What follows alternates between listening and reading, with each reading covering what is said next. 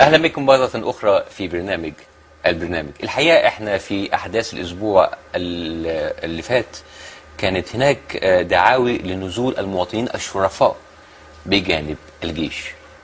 ولمزيد من التوضيح معانا أحد المواطنين، المعلم زلطة. أهلا بحضرتك. وعليكم السلام ورحمة الله وبركاته. وعليكم السلام ورحمة الله وبركاته. حضرتك بصفتك أحد المواطنين.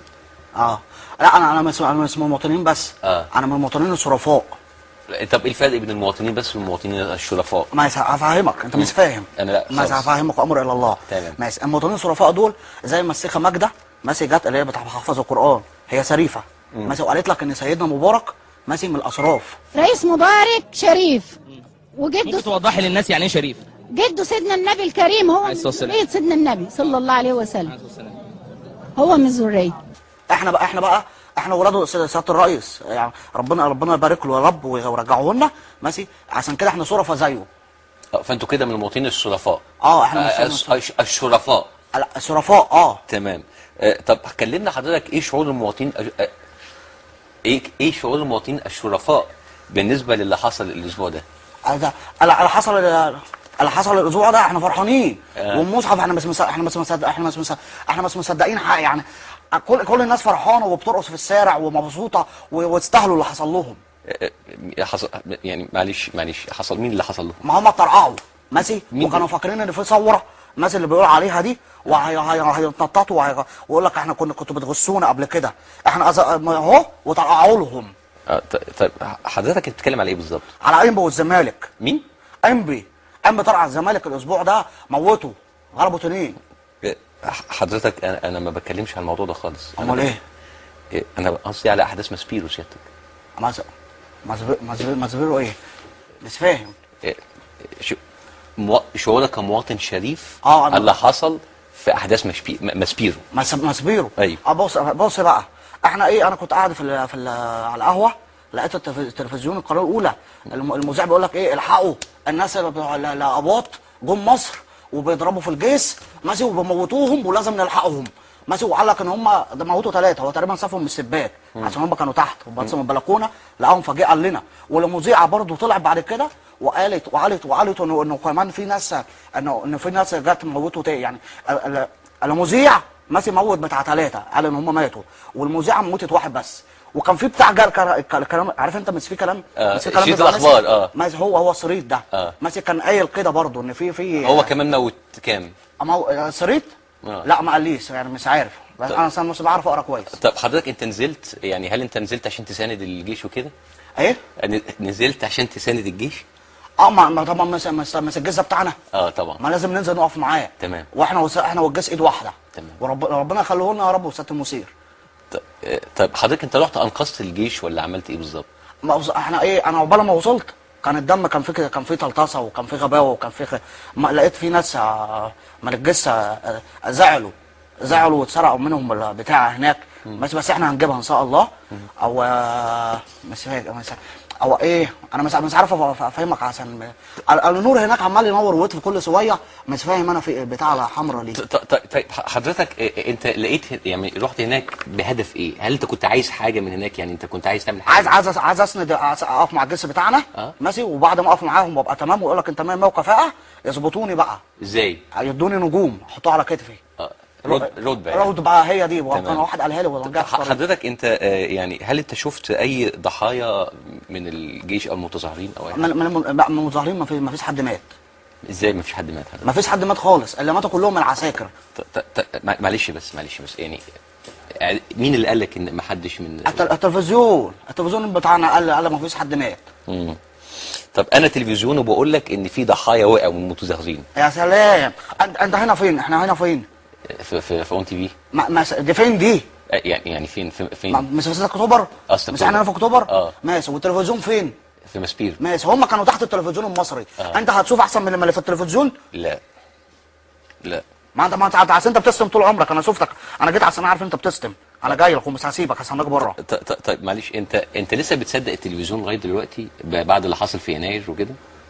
ايوه، ما قول تاني. يعني التلفزيون لسه انت بتتفرج على التلفزيون وبتصدقه بعد كل اللي احنا شفناه؟ انا طول عمري بصدق التلفزيون، ومن ايام الثوره. أيوه. ماشي، اللي انتوا بتسموها ثوره، هي كان فوتوشوب احنا عارفين، انا سمعت استاذ عمرو بيقول لي فوتوشوب ماشي، طول عمره كان بجد، ما عمره مش كذب ماشي. والايرانيين اللي جم تبعكم.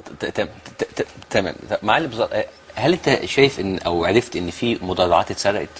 انا سمعت ان في اتقلبوا في مدرعه ماشي. بس انا قابلت واحد على كتفه حاجات كتير كده، ان شاء الله هبقى اقول له يجيب لي منهم شويه.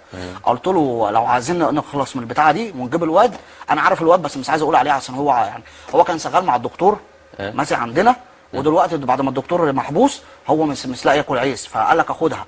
فانا فاهم دماغ سكه الواد ده هتروح على فين؟ هتلاقيه ياخدها ويطلع على الحرفيين ماشي، يقطعها ويبيعها هناك، او يرصها ابيض وتبقى تاكسي الابيض ابو عداد الجامد ده اللي سياده الرئيس جابه ماشي، او يقلبها ميكروباص في فيصل ياكل عيش يعني. تمام. حضرتك نرجع لموضوع الاقباط واللي حصل كده. حضرتك انت عندك مشكله مع المسيحيين يا استاذ سلطه؟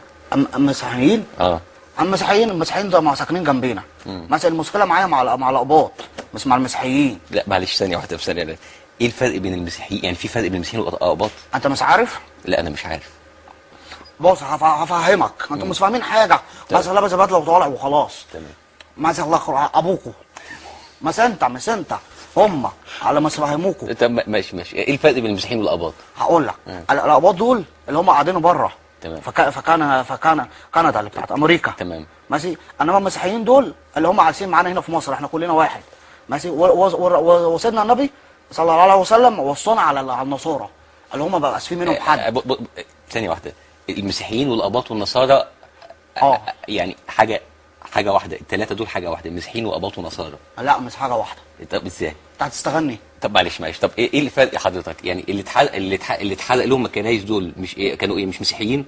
ما هو بص ماشي اديك قلتها اهو. ايوه هم مسيحيين. ماشي عشان انت اللي قلتها، مش انت قلت اهو. ماشي. الكنيسه اللي اتحرقت بتاعت مين؟ مسيحيين. مالهم الاقباط نزلوا ليه؟ هم مالهم؟ طب حضرتك والنصارى ايه دورهم في الموضوع؟ ما النصارى خلصوا. ما فيش. اخر حاجه كنت بشوفهم كان في المسلسل ماشي، لما كانوا طالعين اسود والمسلمين راحوا له والكفره كانوا بيجروا وراهم. تمام. وقالوا لهم لا مش هنرجع. في فيلم اسمه ايه؟ فجر على هامش ماشي. وعلى اسمها ايه اللي انت قلت؟ على الهامش. ايوه. طيب يعني حضرتك بعد اذنك انت مش شايف ان الناس دول شركائنا في الوطن؟ طب معلش، انت شايف ان المسيحيين او الاقباط او الزملكاوي يعني اي حد من دول مش شركائنا في الوطن؟ انا مسيحيين معانا شركاء بس ايه بقى؟ مش شركاء قوي. ازاي يعني هم شركاء بس هم على جنب. ما لهمش دعوه بالله. بس هم مسوا الاقباط ماشي. عشان احنا عندنا في المنطقه من كام يوم مسكنا واد من الاقباط دول مستخبي في وسط المسيحيين. طب نعمل ايه علشان نلم الموضوع؟ استنى. انت حويط. انا فهمتك. تمام. انت عارف كل الهلمه اللي بتحصل دي تمام. سببها ايه؟ مش هتصدقني عشان انت من جوه مش حلو. ماشي. ايه بقى؟ ماشي. عشان انتوا ماشي مسيتوا سيدنا مبارك. عشان سيدنا مبارك كان راجل محترم ماشي، كان ماسك البلد دي وماشي، وكان بيخاف عليها عشان هو كان بيعرف ربنا ماشي، وعشان ربنا بيحبه. انما انتوا مش ربنا مش بيحبوكوا. طب انت رايك في الفوضى اللي بتحصل في البلد دي؟ ما فيش. هو مش هو قالها مش قال في التلفزيون قبل ما يمشي. قال لك لا، انا لو هفضل موجود مش هتبقى في فوضى. هتمسوني الفوضى هتيجي ماشي. اهو مشي وانتوا حمستوه ماشي، جبتوا الفتوى جبتوا. طب نعمل ايه في الفوضى دلوقتي؟ ما تعمل فيها ايه؟ انت ناصح؟ انت مش ذكي؟ لا. ماشي. طلع سياده الرئيس واحبس الفوضى. او مش عايز تطلعه ماشي، احنا هنطلعه كده بس لو مش عايز تطلعه ماشي دخل الفوضى جوه ماشي، وهو بعون ربنا هيجيبها. طب خلاص. احنا بنشكر المعلم زلطه جدا، ونحب نحب نوضح لك ان المسيحيين والاقباط والنصارى حاجه واحده، وان احنا اخوات في الوطن بس وعلى فكره يعني الزمالك فرقه كويسه برضه. انت كذاب. انت اصلا اقول لك حاجه. ابوكوا الامر بتاعها اهي ماشي. عشان انا مش عارف انا مصحف ما انتوا واخدين حاجه هاخدها وامسك. طيب ماشي. ابوكوا كلكم ابوكوا واحد.